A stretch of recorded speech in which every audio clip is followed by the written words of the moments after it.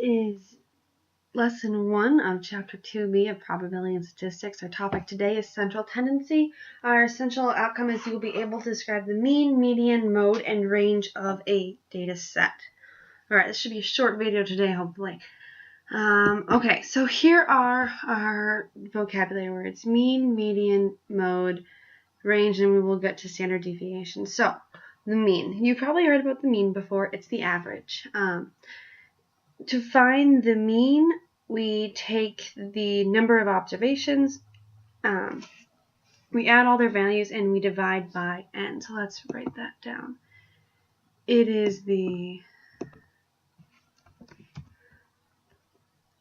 number of observations, their values added together, and divided by the number of observations.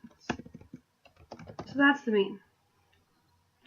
And so in this, we have a bunch of numbers here. So what we do is we take all these numbers and we add them up. So we go 4 plus 4 plus 5 plus 6 plus 7 plus 9 plus 9 plus 14. So do that on your calculator. 4 plus 4 plus 5. Alright, and when we get that, we get 49. So we then take 49 and we divide it by however many there are. There's 1, 2, 3, 4, 5, 6, 7. 49 divided by 7, and that equals 7. So the mean is 7 in this case. So that's how we find our mean. Median, then, the definition for median is that it is the midpoint of the data. All right, so it's it's a number such that half of the numbers are bigger than it and half the numbers are smaller than it. So we take all the numbers and we write them in order just like they're written right here, and then we find the middle. So here's one number, here's another. Okay, so I just kind of count it off like this. There's one. Okay, so now I have 3 numbers on each side, so there's 1 in the middle, so the 6 would be our median.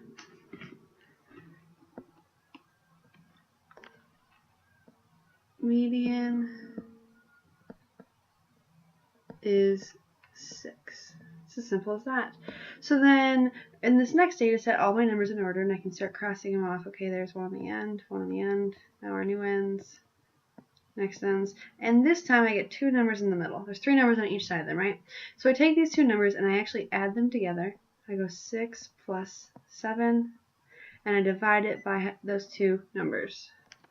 And so I divide that by 2. So I go 6 plus 7 is 13.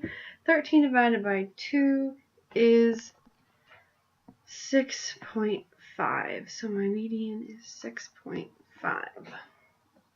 Mode then, our mode is the most common number. So it's the most common number. So we look at our data sets, we look for a number that's in there multiple times. And so in this first data set, we've got 2 4s and we've got 2 9s. So this one actually has 2 modes. It has a 4 and a 9. Since those are both in there the same amount of times, we look at our next data set, and since there's no number that's in there more than once, there are no modes. So there's none. It's as simple as that. So those are measures of central tendency. Now we're talking about measures of spread. For range, to calculate the range, we take our smallest number 4 and we subtract it from our biggest number 9. So we go 9 minus 4, which gives us with 5. So our range is 5. And standard deviation we will talk about in the next lesson. So mean, median, mode, what do they have in common? Well, these are all our measures of central tendency.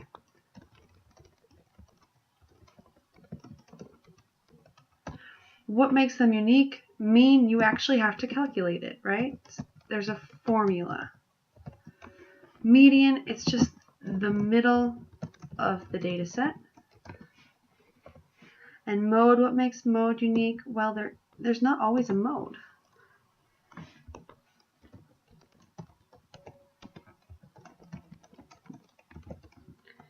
and it's also the most common. There you have it. There's probably more things they have in common than just those, but that's what we've got for now.